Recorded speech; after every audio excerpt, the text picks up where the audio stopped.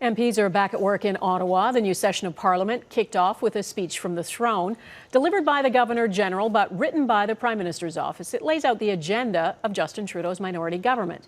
The throne speech promised to focus on regional and economic concerns, to get natural resources to market by removing trade barriers. There will be more action on climate change to achieve net zero emissions by 2050, lower taxes for middle-class Canadians, beefed up gun control, and more support for First Nations. The throne speech included lots of talk about unity, common goals, and a promise to be open to opposition ideas. Abigail Beeman breaks it all down for us tonight. Delivered via the Governor General. We are inextricably bound to the same space-time continuum and on board the same planetary spaceship. The headlines of the new Liberal minority government's agenda. To fight climate change, strengthen the middle class, walk the road of reconciliation, keep Canadians safe and healthy, and position Canada for success in an uncertain world. Reiterating campaign promises for stricter gun control, tax relief, pharmacare, and making Canada net zero in terms of emissions by 2050. The throne speech had many references to unity, working across party lines, critical for the Liberals if they want to get anything done. There were specific nods to New Democrat and Conservative ideas. Whether it's fighting money laundering or making parental benefits tax-free, there are good ideas across parties, and this government is ready to learn from you and work with you. The speech paid homage to regional fracture. Regional needs and differences really matter. Today's regional economic concerns are both justified and important. And the West, a governing challenge for Trudeau, who won no seats in Alberta or Saskatchewan. And offer unwavering support to the hardworking women and men in Canada's natural resources sector, many of whom have faced tough times recently. But time and again, the focus lingered on collaboration.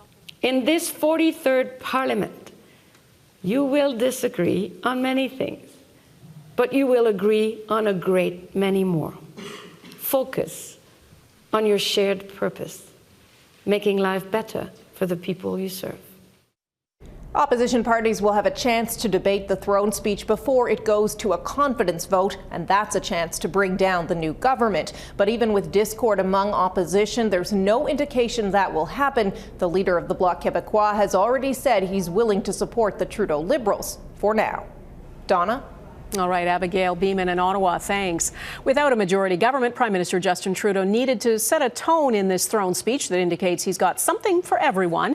Yet the opposition Conservative Party said immediately it sends a negative signal to many parts of this country. David Aiken is gauging the reaction for us tonight. David. Yeah, so Andrew Scheer is going to give us a speech tomorrow in the House of Commons in which he said he will lay out the case in which he's going to argue against the Liberal agenda in the throne speech. As you said, he thinks it's very negative for the country. Scheer was telling reporters he is, quote, deeply disappointed with the speech, mostly for what it does not contain.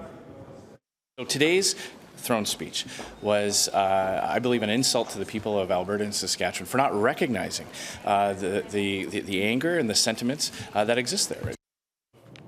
Now, as Abigail reported, there was that one line from the GG about supporting natural resources workers, but that really was about it. There was also a lot of talk about commitments on climate change, commitments on Indigenous rights, and those were two themes that NDP leader Jagmeet Singh had said he wanted to see in the throne speech, but afterwards, he was about as disappointed as Scheer was.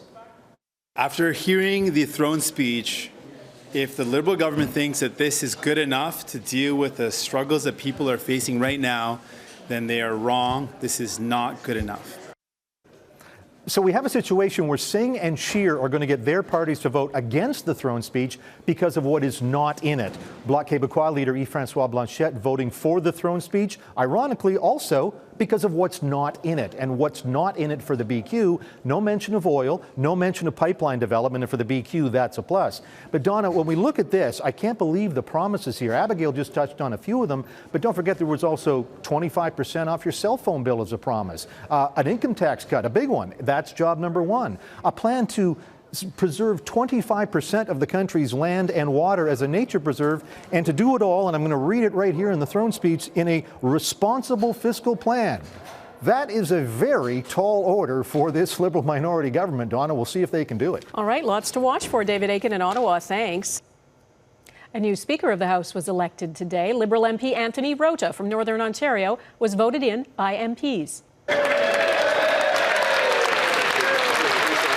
In keeping with tradition, the Prime Minister and opposition leader symbolically dragged Rota to the chair. The Speaker is supposed to feign reluctance. It dates back to the days when the Speaker could be executed for delivering bad news to the King.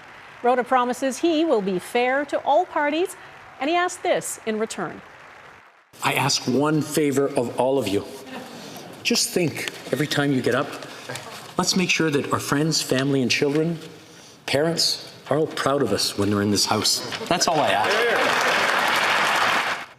Rota is the first Speaker of the House of Italian descent. Backed by the Conservative caucus, he beat fellow Liberal Jeff Regan, who held the job during the last session of Parliament.